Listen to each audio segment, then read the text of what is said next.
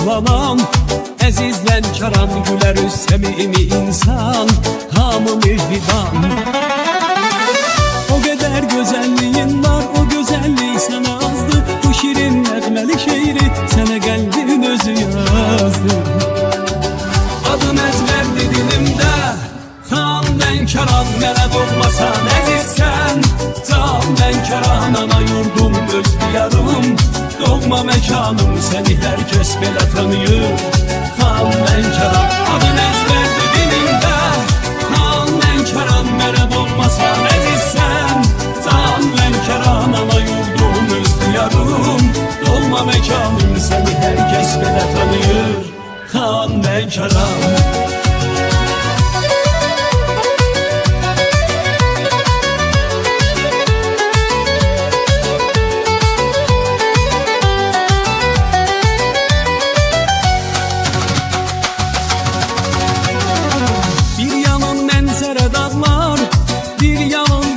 Təbiət səndə göz açmış Saf və tərtəmiz xəzərlə qovuşur çaylar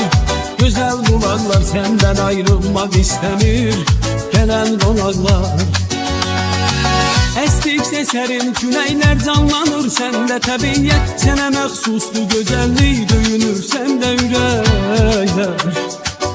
Adın əzbərdi dilimdə Xan Lənkəran mənə doğmasan əzizsən Can Lənkəran ana yurdum öz diyarım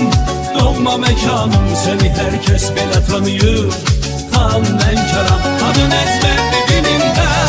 Xan Lənkəran mənə doğmasan əzizsən Can Lənkəran ana yurdum öz diyarım Doğma məkanım səni hər kəs belə tanıyır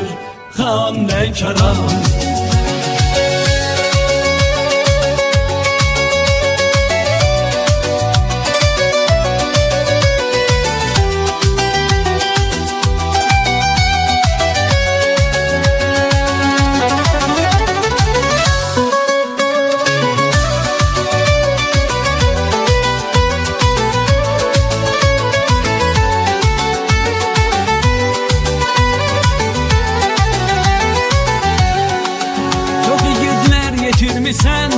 Sən hər zaman vətənin sevdi çox oğlum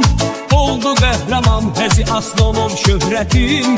Dünya tanıyır bu çalışların qeyrətin Dünya tanıyır